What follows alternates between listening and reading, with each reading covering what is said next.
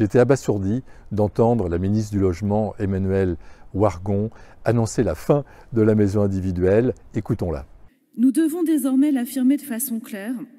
Le modèle à l'ancienne du pavillon avec jardin dont on peut faire le tour n'est plus soutenable et nous mène à une impasse. Nous devons assumer de mettre ce modèle derrière nous. La maison individuelle est-elle réellement un non-sens écologique, économique et social ?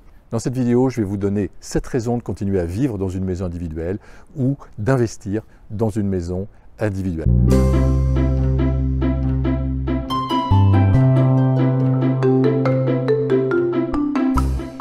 Alors, regardons les chiffres. 57% des ménages français vivent dans une maison individuelle aujourd'hui. Ça représente 65% de la population française. 75% des Français souhaiteraient habiter dans une maison individuelle. Ça, c'était les chiffres du début du confinement. C'est certainement davantage aujourd'hui.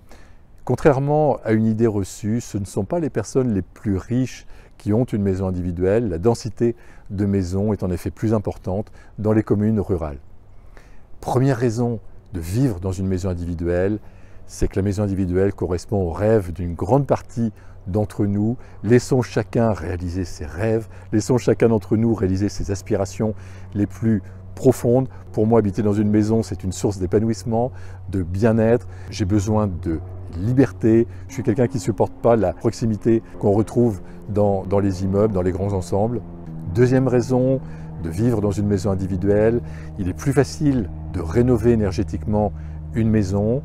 Nous n'avons pas besoin de passer par des procédures lourdes, l'accord des copropriétaires par exemple. Vous pouvez également facilement isoler votre maison, soit par l'intérieur, soit par l'extérieur. Vous pouvez ajouter un poêle à bois, des panneaux solaires, un système de récupération des eaux de pluie. Vous pouvez rendre votre maison passive. Vous pouvez même produire plus d'énergie que vous en consommez. Certaines personnes rendent autonome leur maison et à ce moment-là, vous n'avez plus besoin de branchement d'eau, vous n'avez plus besoin de branchement d'électricité. Et ceux qui veulent aller plus loin peuvent même créer leur potager pour s'alimenter. À ce moment-là, ils sont totalement autonomes. Troisième raison, nous sommes plus en sécurité dans une maison individuelle que dans un immeuble dans le centre de grandes villes. Et ce thème de l'insécurité, c'est un thème majeur. Aujourd'hui, on souhaite davantage de sécurité.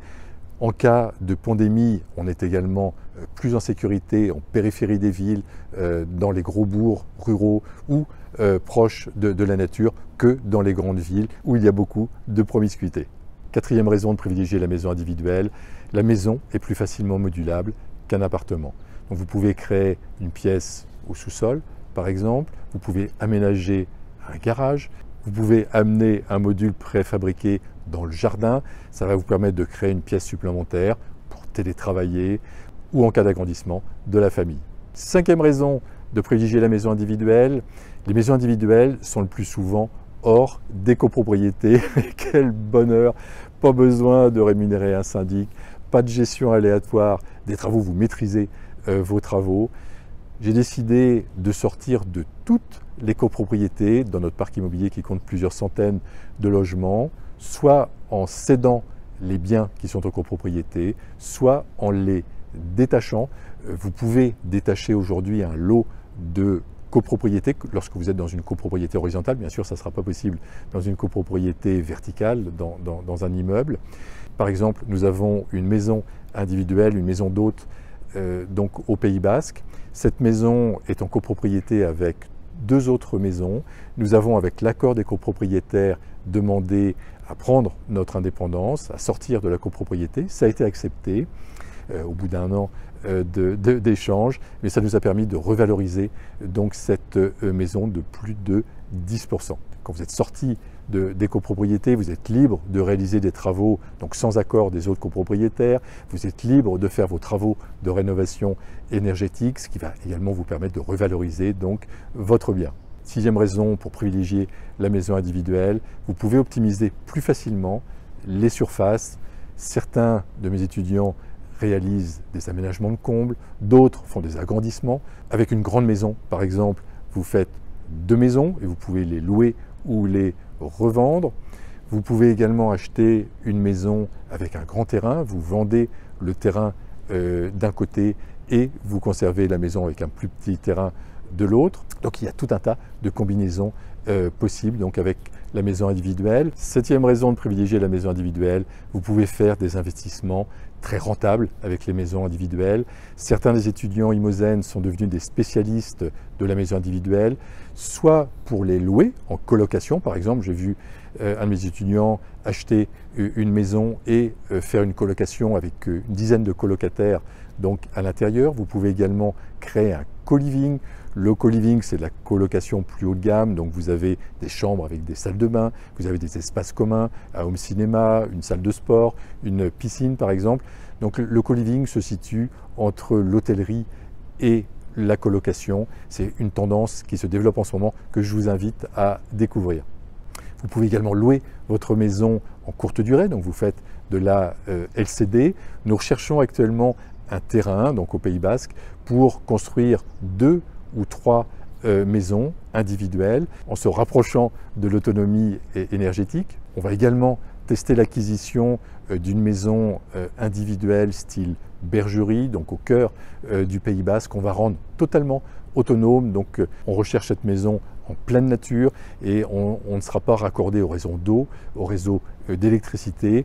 On va en faire un atout pour la location courte durée parce que ça va donner aux clients une expérience donc inoubliable, le fait d'être en totale autonomie donc dans sa maison.